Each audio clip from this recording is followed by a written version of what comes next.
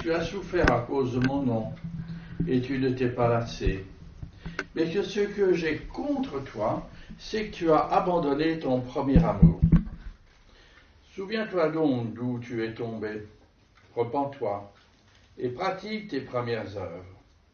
Sinon, je viendrai bientôt à toi et j'enlèverai ton chandelier de sa place, à moins que tu ne changes d'attitude. Cependant, tu as ceci pour toi. Tu détestes les œuvres des Nicolaïtes, tout comme je les déteste moi aussi. Que celui qui a des oreilles écoute ce que l'Esprit dit aux églises. Au vainqueur, je donnerai à manger du fruit de l'arbre de vie qui est dans le paradis de Dieu.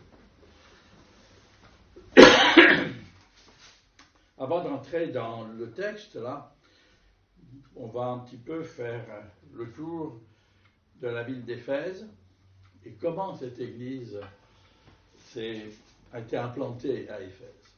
Quel genre d'église c'est? Parce que c'est un message qui est quand même direct, comme d'habitude, avec le Seigneur, et qui met le doigt là où il faut. Et on va essayer de voir tout cela, de comprendre tout cela et d'en tirer profit. Alors Éphèse, c'est une ville déjà ancienne à l'époque. Elle avait déjà à peu près 1000 ans d'existence. C'est une grande ville, une des grandes capitales de l'Antiquité. Vous savez, il y avait Rome, bien sûr, puis il y avait Carthage, il y avait Alexandrie, Éphèse, et un peu plus loin, après, il y a eu Lyon. C'était les grandes villes de l'Empire romain. Et cette route était déjà l'aboutissement des grandes routes commerciales qui venaient d'Orient. Vous voyez, les routes de la soie ne sont pas d'hier. Elles existaient déjà à l'époque. Et on faisait du commerce déjà dans ce temps-là avec l'Extrême-Orient. C'était une ville prospère, une ville riche. Et en même temps, c'était un centre religieux important, très important, du monde antique. Il y avait été édifié un temple à Artémise, la Diane des Éphésiens. Et c'était une très belle construction puisqu'elle était classée parmi les 7 merveilles du monde antique. Pour vous donner une idée, ce temple était 4 fois plus grand que le Parthénon actuellement. Donc, vous voyez la grandeur de ce temple, et vous avez peut-être déjà vu ça. L'Artémise qu'on adorait, c'était cette statue avec une femme qui avait une poitrine qui descendait là jusqu'en bas. Vous l'avez déjà vu certainement, cette statue avec qui était comme ça. Donc c'était cette Artémise-là qui était adorée dans ce temple. Et puis au IVe siècle, il a été détruit par un incendie provoqué par un certain Érastre qui ne voulait pas que son nom disparaisse de l'histoire. Alors il a brûlé une des 7 merveilles du monde, comme ça on s'en souvient toujours. Mais ça a eu d'autres conséquences. Donc, je ne vais pas en parler aujourd'hui, mais je vais vous en toucher un petit mot tout à l'heure. Alors comment... Vous voyez que la ville d'Éphèse est une ville riche, prospère, une ville où il y a beaucoup d'idolâtrie. On parle beaucoup de magie aussi, puisque des livres de magie sont brûlés, nous racontent les actes. Donc une ville corrompue, donc un vrai défi à l'Évangile, un peu comme le sont nos cités d'aujourd'hui, qui sont des défis à l'Évangile. Alors comment on sait à travers les chapitres 18 et 19 des Actes, comment le Seigneur s'y est pris pour évangéliser cette ville d'Éphèse. Ça a d'abord été Aquilas et Priscille, qui avaient connu Paul à Corinthe et qui vont s'installer à Éphèse. Et par leur témoignage actif, ils vont amener donc quelques Éphésiens au salut. Et puis certainement, l'Église se réunit dans leur maison. Ils fréquentent aussi la synagogue, il nous est dit. où ils entendent prêcher un certain Apollos, qui prêche bien, qui a de la parole, qui a du verbe, mais ils se rendent compte qu'ils ne connaissaient pas la voie du salut. Alors ils le prennent chez eux, et puis ils l'enseignent, et Apollos se convertit. Donc, vous voyez, l'équipe missionnaire grandit comme cela, et c'est la première étape. Deuxième étape, Paul passe au retour de ce second voyage missionnaire, il visite la ville et l'église, mais il reste que très peu de temps. Troisième étape, l'apôtre Paul revient à Éphèse, quelque temps plus tard, au cours de son troisième voyage missionnaire, et là il y reste 2 ans et 3 mois. 3 premiers mois, il prêche librement dans la synagogue, et puis il y a une opposition qui s'organise contre Paul et contre le message, parce que son message démontrait, à partir de l'Ancien Testament, que Jésus était bien le Messie qui devait venir. Alors, ça ne plaît pas aux autorités de la synagogue, et donc une hostilité se développe, ce qui fait que Paul va quitter la synagogue, ne plus y aller, et il va s'installer avec ses disciples dans une école d'un dénommé Tyrannus. Vous voyez, on sait beaucoup de choses quand on cherche un peu. D'un dénommé Tyrannus, et cette école va devenir une vraie école biblique. Il y a l'école de M. Tyrannus, là, qui doit gagner sa vie, et en même temps, il y a l'Institut biblique, là, que va monter l'apôtre Paul. Et donc, pendant 2 années, cette école va être le centre donc de l'annonce de la bonne nouvelle du salut pour toute l'Asie. Pas l'Asie, vous voyez, jusqu'à Pékin, hein, mais la province d'Asie de l'époque, qui était le bout de la Turquie actuelle. Et apparemment, on peut dire que toute la province va entendre la parole de Dieu. Elle va être envoyée, elle va être propagée par tous ceux qui vont se convertir et qui vont rejoindre leur ville et créer de nouvelles églises. Vous voyez, on rentre là dans le processus de multiplication d'églises.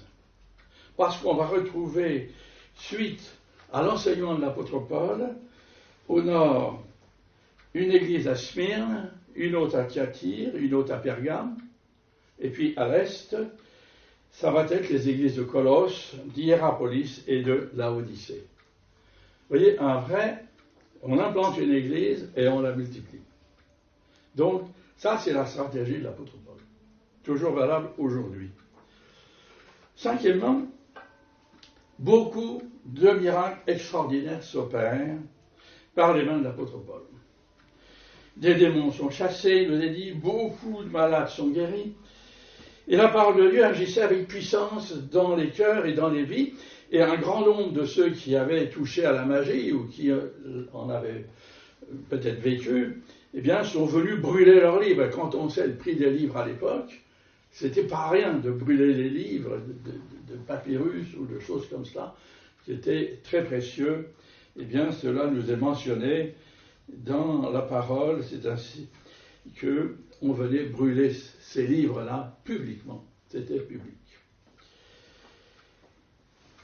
Acte 19, verset 20 nous dit « C'est ainsi que la parole du Seigneur se propageait et gagnait en puissance. » Sixièmement, donc, il n'y a pas d'action divine sans réaction de l'adversaire. Et donc, les orfèvres qui, si vous êtes allé à Lourdes, c'est un peu pareil, hein, les orfèvres qui vendent les petites statues du temple et de tout ce que vous voulez, qui gagnent leur vie avec cela, voient leurs revenus baisser, ne sont pas contents et vont ameuter la ville, comme quoi ces gens-là enseignent ce qu'il ne faut pas faire parce que le commerce baisse. Et vous n'adorez plus Artémise, notre déesse. Vous voyez, c'est à peu près ça qui se passe. Et ce qui fait que vous connaissez, ça s'est terminé dans le grand amphithéâtre, et puis une émeute a été évitée. Mais l'apôtre Paul quitte Éphèse et part pour la Macédoine. Et puis en dernier point, au cours de son dernier voyage, l'apôtre Paul va repasser, mais cette fois-ci pas à Éphèse, mais à Milet, qui est le nouveau port d'Éphèse, car le port d'Éphèse, eh bien, c'était en train de devenir impraticable avec les alluvions que le petit fleuve là, qui aboutissait là, remplissait le port, et donc il n'était plus praticable. Même chose qu'à Brouage. Si vous allez à Brouage, vous verrez que c'était pareil. Donc, l'apôtre Paul va convoquer, cette fois-ci, les responsables de l'Église à Milet. Et il va leur adresser là comme un véritable testament spirituel. On a le cœur du message est là dans Acte 20. Il leur dit entre autres: je sais qu'après mon départ, des loups cruels s'introduiront parmi vous, et ils n'épargneront pas le troupeau. De vos rangs surgiront des hommes qui donneront des enseignements pervertis pour entraîner les disciples à leur suite. Restez donc vigilants, veillez. Alors c'est une prophétie, mais qui malheureusement, bien, elle s'est réalisée. Des loups cruels n'ont pas épargné l'église d'Éphèse, et c'est ce qu'on apprend avec cette lettre du Seigneur qu'on vient de lire. Il faut voir qu'au moment de la révélation de ce qu'on appelle l'Apocalypse à Jean, l'apôtre Jean est le responsable de l'Église. Il a plus de 90 ans, on ne sait pas entre 90 et 100, parce qu'on sait qu'il a vécu très longtemps. Il est victime à ce moment-là d'une violente persécution qui le conduit donc prisonnier sur l'île de Patmos, et paraît-il que là il y avait une petite mine de fer et qu'il devait condamné à être là un ouvrier dans cette île de fer, plutôt un esclave. Et un autre point tout à fait particulier pour Éphèse, c'est qu'au moment d'expirer, le Seigneur, sur la croix, il y avait sa mère, Marie, qui était là, et Jean, le seul apôtre qui était là, le seul futur apôtre, et il a confié donc Marie, sa mère, à Jean, ce qui fait qu'elle l'a suivi, et la tradition dit, mais je n'ai pas trop de choses contre, qu'elle aurait terminé sa vie à Éphèse et dont il serait enterré quelque part. Alors c'est important de se souvenir de cela, parce que c'est à Éphèse, 4 siècles plus tard, suite aux conséquences de l'incendie du temple d'Artémise, qu'est né le culte de Marie. Ça, c'est une autre histoire que je vous raconterai un jour.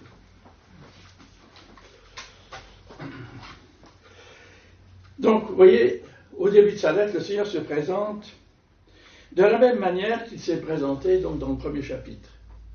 Il est là, au milieu de son Église. Et il tient son Église dans la main droite, et il marche au milieu d'elle.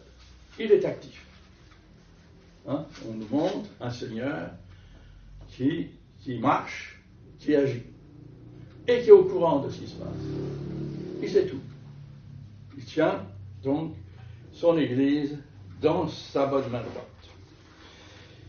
Et il nous dit, il marche en fait de la même façon que Dieu marche au milieu de son peuple. Il marche de la même manière. On a ce verset en Lévitique 26:12 où Dieu le Père dit: je marcherai au milieu de vous, je serai votre Dieu et vous serez mon peuple. Et le Seigneur marche de la même manière au milieu de son Église. Il se tient dans l'Église en fait pour veiller à la pureté du témoignage. Il se tient, n'est-ce pas, tous ses saints dans sa main, Et comme Dieu le Père le faisait, n'est-ce pas, avec les multiples traversées du désert, où il a accompagné le peuple, et il fait pareil. Jésus-Christ, notre Seigneur, fait pareil. Et les saints de la Nouvelle Alliance, il nous dit lui-même, en Jean 10, 28, que nul ne pourra les ravir de sa main, ce qui veut dire qu'il les garde, qu'il les connaît, et qu'il les tient dans sa main pour les protéger, n'est-ce pas, pour leur communiquer par son esprit ses instructions, ses avertissements ou sa volonté, n'est-ce pas, et pour faire vivre et marcher l'Église dans les voies, et chaque Église locale finalement, dans les voies qu'il a préparées. Le verset 2 nous dit « Je connais tes œuvres, ton travail et ta persévérance. » Vous voyez, rien n'est caché aux yeux et au cœur de notre Seigneur, de la vie de chaque Église. Et finalement, de chacun de nous. Il connaît tout. Il sait tout. Je connais leurs œuvres et leurs pensées, il nous dit, en Ésaïe 66. Donc, on se rend compte que l'église d'Éphèse, c'était quand même une belle église, pleine de qualités. Et sont du témoignage dans diverses œuvres. Une église qui se répand, qui gagne toute une région du monde, et qui marque de la volonté d'aller de l'avant.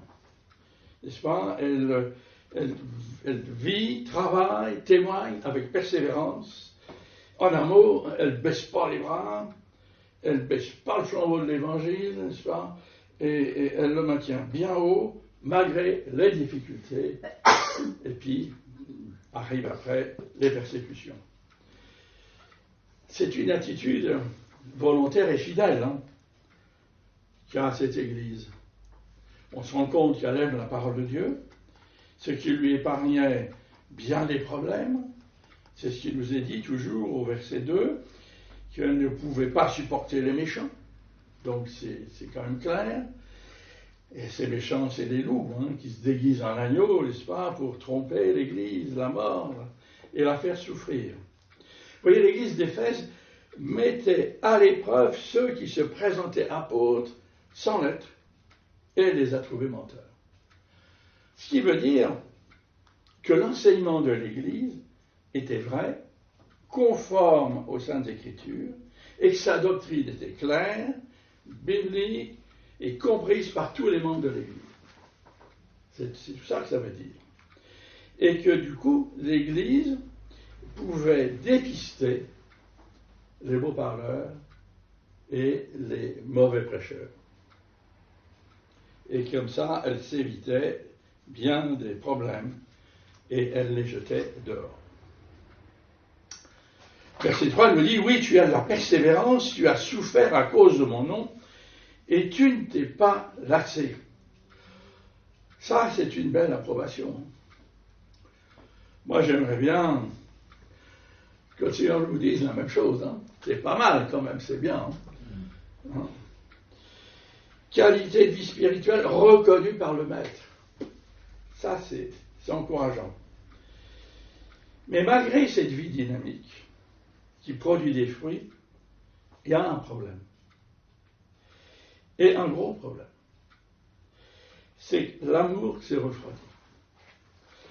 Alors, ça paraît curieux, une église qui dynamique, qui marche, qui sème, et en même temps, le Seigneur dit, c'est bien tout ça, mais ton amour se refroidit. Alors, ce qui veut dire que Éphèse est une église qui tourne bien, ça marche, chacun fait bien son ministère, chacun est bien à sa place, mais elle est sèche et froide. Ça veut dire que tout est en ordre, mais fonctionne sans cœur. Pourquoi ça? On ne sait pas trop, on a formalisé l'enseignement, parce que l'Église a grandi, parce que On ne sait pas l'importance qu'elle avait en nombre, mais toujours est-il, il y avait beaucoup de monde, parce que pour essaimer autant de fois, il fallait qu'il y ait du monde, et qu'il y ait des équipes qui passent, qui remettent. Donc un grand mouvement. Et c'est vrai, quand il y a un grand mouvement comme ça, il faut s'organiser et il faut de l'ordre. Et d'un seul coup, c'est cette organisation et cet ordre qui prend le pas et le devant sur la vie de l'Église. Vous voyez, l'Église était caractérisée par une solide doctrine, un enseignement sans faille, mais finalement vécu sans grâce et sans amour. Et ce qui est étonnant, malgré les ministères de Jean, qui à ce moment-là en était le responsable, et que Jean est reconnu comme l'apôtre de l'amour. Et ça, et le Seigneur dit ça c'est grand. Alors, revenons un petit peu à l'histoire de l'Église.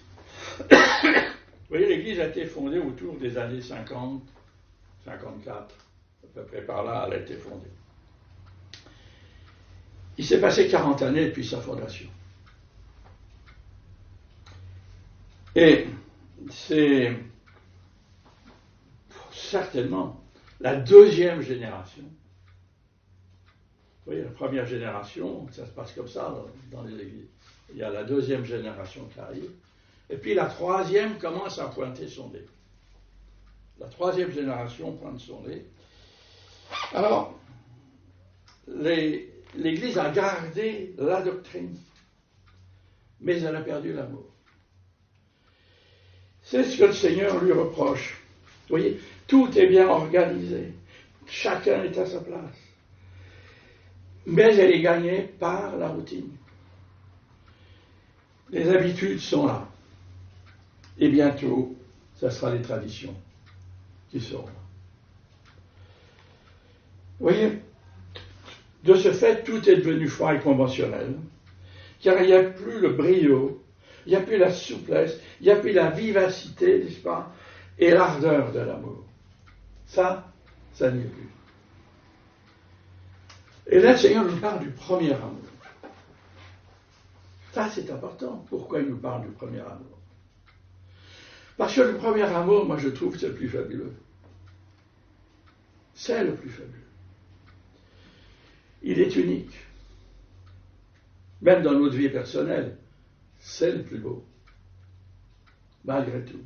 Il croit tout, n'est-ce pas? Il espère tout. Il ne cherche pas son intérêt. Il ne soupçonne pas le mal. Il reste humble. Il pardonne tout. Et il est prêt à tous les actes de foi possibles. N'est-ce pas? Le premier amour est dynamique et spontané. Il marche avec confiance dans la voie du Seigneur.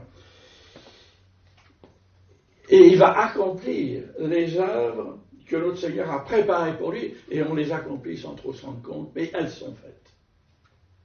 On ne calcule pas, on ne mesure pas. On agit tout simplement par amour pour le Seigneur. Vous voyez, le premier amour pour notre Seigneur, c'est de l'aimer en lui donnant sans réserve toute notre vie et tout ce que nous possédons. Tout est à lui, tout est pour lui. Et c'est cet amour-là qui s'est émoussé, qui s'est rassis. Et pour notre Seigneur, c'était grave. Et il n'aime pas ça. Il le dit. Il n'aime pas ça. Et il le reproche sévèrement aux Éphésiens. Alors, pour nous, qu'en est-il de notre premier amour pour le Seigneur, pour son Église? Est-ce qu'il s'est émoussé? Est-ce qu'il est devenu cassant? Il y en a qui deviennent vaniteux avec ça. On a fait ci, on a fait ça, puis c'est fini, on ne fait plus rien. Voyez? Alors il faut nous en repentir, c'est la seule solution. Et l'abandonner au pied de la croix de Christ, tous ces préjugés qui usent et scarifient notre amour et notre vie pour le service de notre Seigneur. Au verset 5 de la lettre, il nous est dit « Souviens-toi donc d'où tu es tombé. Repens-toi et pratique tes premières œuvres. » N'est-ce pas, c'était dans l'épître que l'apôtre Paul a écrit, donc notre épître aux Éphésiens, il l'a écrit probablement autour des années 60-62. C'était encore la première génération, à ce moment-là. Et il écrivait à ce moment-là, en Éphésiens 2, verset 6, il écrivait aux chrétiens d'Éphèse, il leur disait qu'ils étaient assis avec Christ dans les lieux célestes. Voilà, en 60-62, ils étaient là. Mais en 90, ils sont descendus en bas. C'est ça que le texte nous dit. Donc, dans les années 60-62, l'Église vivait dans la victoire. Elle siégeait au-dessus des dominations avec Christ. Elle siégeait au-dessus des forces invisibles. Elle les dominait, puisque plein de gens qui faisaient de la magie venaient se convertir et brûlaient leurs livres publiquement. Elle était là à ce moment-là, l'Église. N'est-ce pas? Mais ils n'ont pas conservé. C'est assez isolé. Et ils sont déchus de cette position, ils ont succombé à l'oppression de l'adversaire de nos âmes. C'est à ça qu'on succombe toujours. Vous voyez, après avoir vécu l'air pur des cimes, ben maintenant ils sont tombés dans une sombre vallée où les formes de piété et les traditions asphyxient toujours la vie spirituelle et l'amour. Il n'y a pas d'autre maître que la repentance. Verset 5, il dit « Repens-toi et pratique tes premières œuvres », c'est clair. Sinon, le Seigneur sera obligé d'enlever le chandelier de l'Église, c'est-à-dire sa présence. Et combien d'églises tournent aujourd'hui sans le Seigneur? Ça tourne, ça marche, pas de problème. Mais le Seigneur n'est plus là. On a la structure, on a la forme, mais on n'a plus le cœur rempli. Vous voyez? Et malgré cette situation spirituelle, qui est quand même pas encore désastreuse, mais qui peut y aller au désastre, l'Église a repoussé les œuvres des Nicolaïtes, qui étaient une secte, qui prenait de ne pas observer des prescriptions en fait, de l'Assemblée générale de Jérusalem qu'il y avait eu, vous savez, au moment de la conversion des non-juifs, et que les juifs voulaient judaïser. Vous voyez, il y avait toute une grande tension, tout un gros problème au niveau de l'Église, qui était réglé par, en acte 15, ça nous est rapporté par donc ce premier grande rencontre des responsables de l'Église.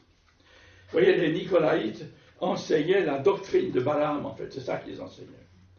C'est-à-dire, à cause du principe de liberté que nous avons dans l'Église, les chrétiens peuvent se permettre un peu n'importe quoi, et même des actes immoraux. C'est-à-dire, introduire la vie du monde dans l'Église. N'est-ce pas? Et l'Église, n'est-ce pas, va y adopter les principes et les concepts du monde, c'est-à-dire la philosophie et la morale du monde. Et on va arranger ça avec la doctrine et en faire, on dit, la nouvelle Église. Et ça se fait aujourd'hui, ça se fait. Ainsi, l'Église, malgré sa situation spirituelle, bien, elle est encore capable de rejeter cette mauvaise doctrine des Nicolaïtes, et ce qui montre que rien n'était perdu, n'est-ce pas?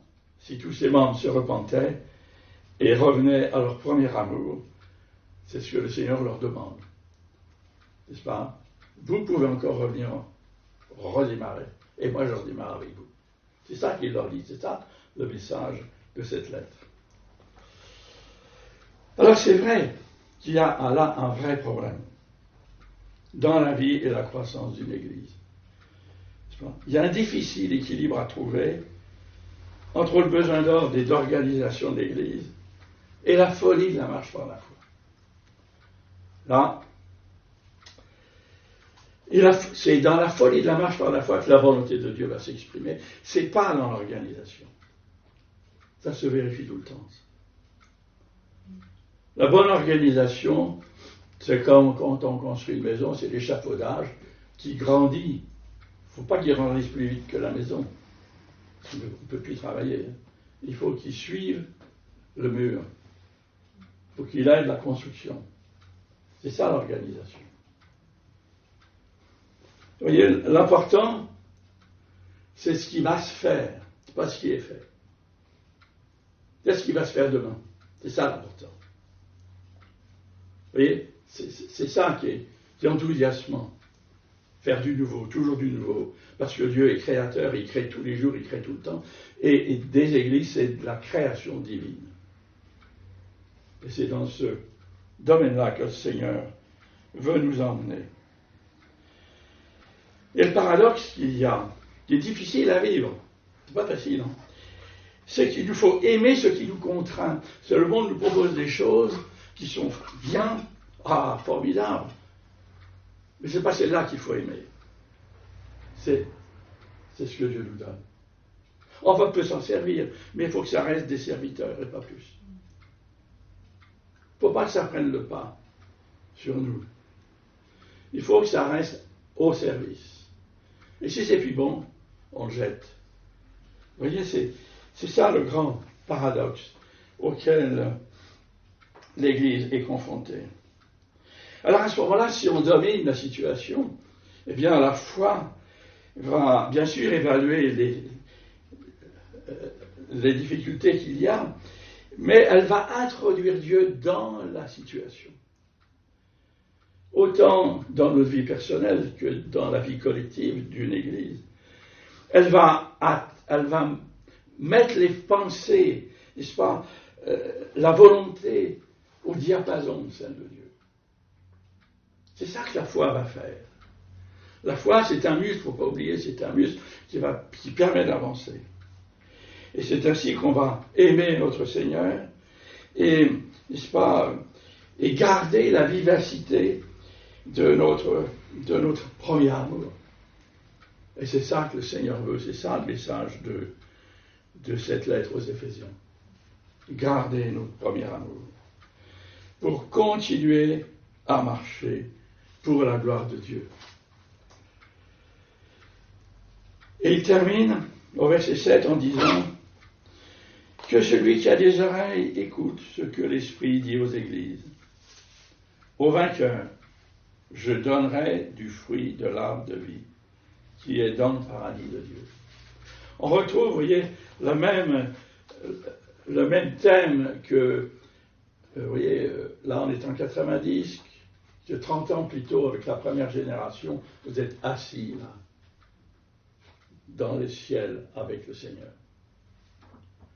Vous voyez, on retrouve cela. Alors il faut être attentif à ce que le Seigneur nous dit et nous révèle sur notre vie et notre comportement. Et puis il faut nous repentir. Il faut nous repentir, pas des désordres, des péchés qui sont venus dans notre vie, qui nous éloignent de l'amour de notre Seigneur. Car ce que le Seigneur veut, c'est que nous soyons des vainqueurs. Ça, c'est sa volonté. Il veut que nous soyons des vainqueurs de ce combat, afin de nous donner à manger du fruit de l'arbre de vie, qui est le paradis de Dieu. Et là, on retrouve notre place d'enfant de Dieu. C'est là notre place.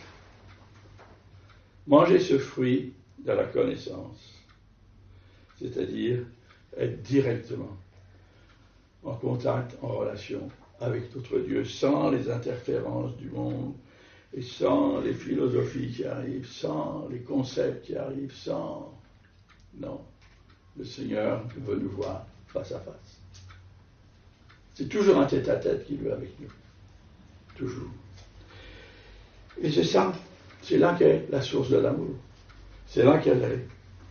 au pied de la croix du Seigneur et devant sa face.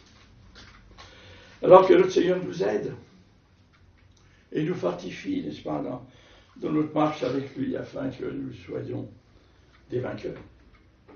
N'oublions pas, c'est ce que le Seigneur veut, des vainqueurs. Pour nous asseoir avec lui sur son trône, pour l'éternité. Alors, retrouvons notre premier amour si nous l'avons perdu. Et si nous l'avons toujours, cultivons-le. Cultivons-le. Il est précieux, notre premier amour. On va lire 3 versets de l'apôtre Paul à la fin du grand chapitre 8. Ou quand il a terminé son magistral chapitre sur, en fait, la nouvelle vie, celle que le Seigneur nous donne, il nous dit, dans tout cela, nous sommes plus que vainqueurs. Romains 8, verset 37.